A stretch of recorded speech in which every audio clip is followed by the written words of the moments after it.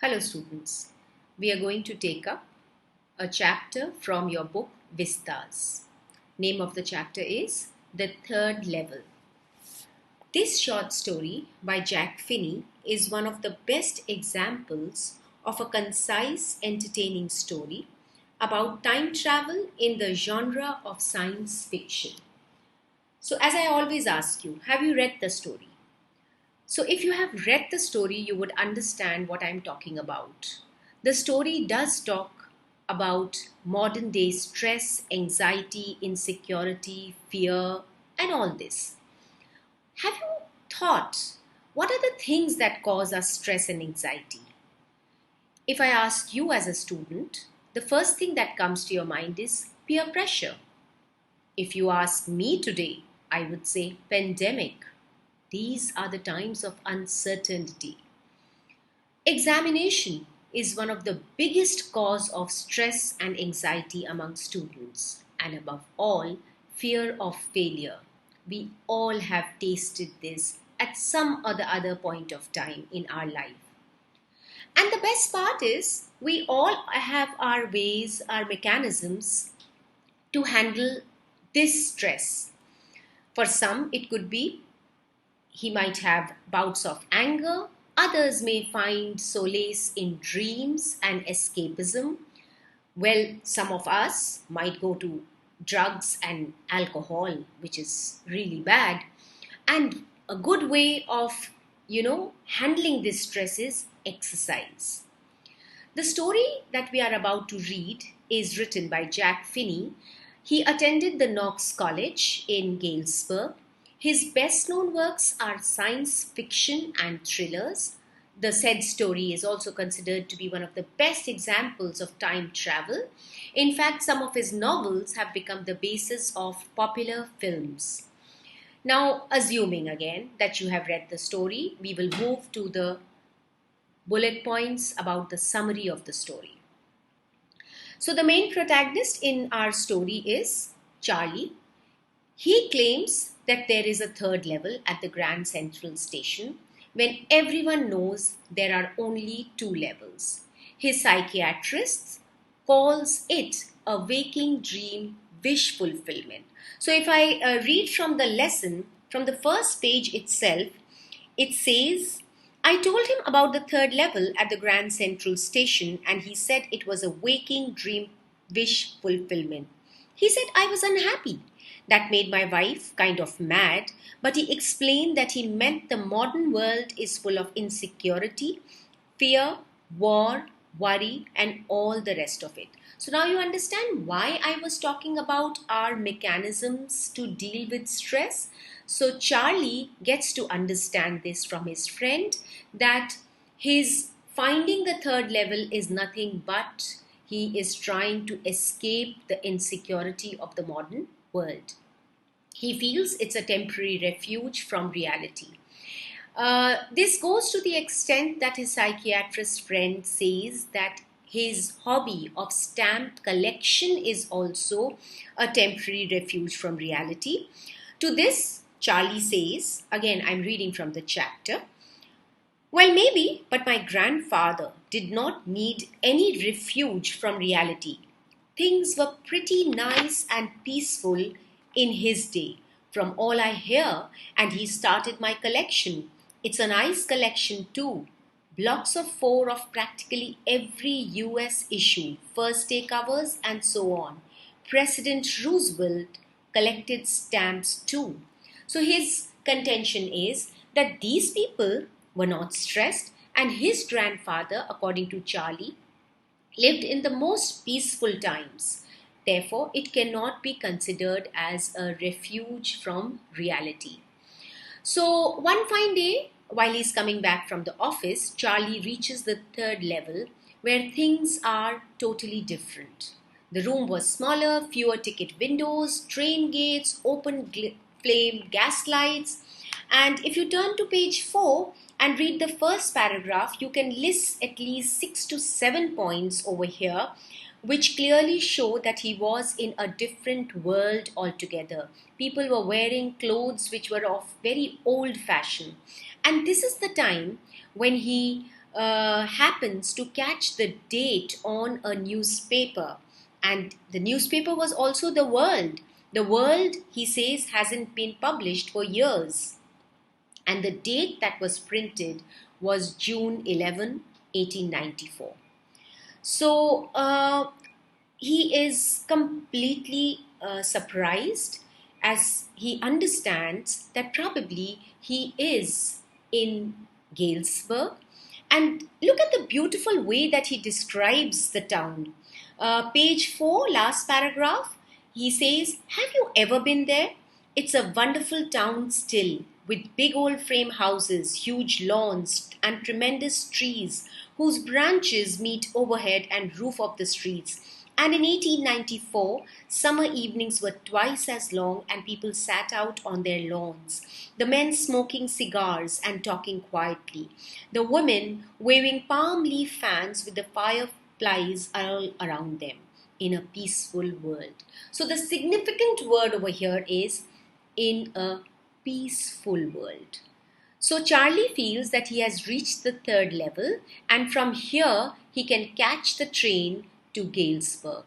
And that's why he decides to buy two one-way tickets to Galesburg. He is completely shocked when the person at the counter says that his money was not acceptable. And that's the time probably he realizes that he is not in the present times. So Charlie comes back, but after that, in fact, he goes and exchanges his present day currency to buy old money from a coin dealer, and he's very happy about this. But after that, he could never find the gate to the third level again. So the ending of the story is ironic, children. Why? Because it is Sam who makes it back to Galesburg in 1894 and not Charlie. By the way, who's Sam? Sam is his psychiatrist friend who always made fun of him, who said that it was his waking dream wish fulfillment. But the fact is, whenever Charlie would describe the peaceful life at Galesburg, Sam would say he liked the sound of the place. I'm quoting from the lesson on page 5.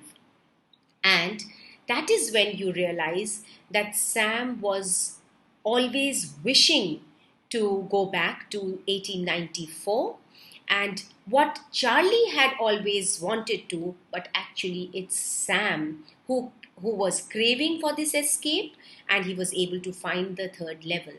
At the end, it so happens that he is trying to convince Charlie to come back to the 1894 Galesburg. Why is he saying that? Because, as I said, it's a peaceful world. And the fact is that even though Sam knows that he will not be able to practice his present profession, he is happy to even set up a nice little hay, feed, and grain business. So that's how it is ironic that the person who had been looking for it, who had been claiming that it was always there, he never gets to go there. But the person who made fun of him but somewhere believed in him, he actually lands up there. Now the question that must be bothering you is it true that Sam goes? Well, we don't know. It's a science fiction. It's a story about time travel. Let us understand this very important term, waking dream wish fulfillment. Important, I say, because as a 2-marker, you can expect this as a question from this chapter. So, waking the dream wish fulfillment is an unconscious means to escape a stressful situation. The modern world is full of insecurity, fear, war, worry, and some people feel compelled to escape it. In the third level, the protagonist Charlie wants to escape the stress of the modern world through Grand Central Station and go to Galesburg in 1894. For him, it's a temporary refuge from reality. And why does he want to go to this world because it is peaceful, it is calm, there are huge trees, lawns. It's a very romantic time, the way it's described in the story by Jack Finney. And the two world wars were years away. That's most important. So, yes, as you are aware, with the new format of your paper, you will be getting MCQs. So, that's why I've tried to incorporate a few MCQs to give you an understanding. Let's look at it. What is the theme of the lesson? Quickly skim through the four options. Yes, part A, human tendency of escapism because of the harsh realities of the present. Next one, in what way do we try to overcome the insecurities of the present harsh times? Relate it with the present times, children, and then you'll get the answer. D, all these, absolutely.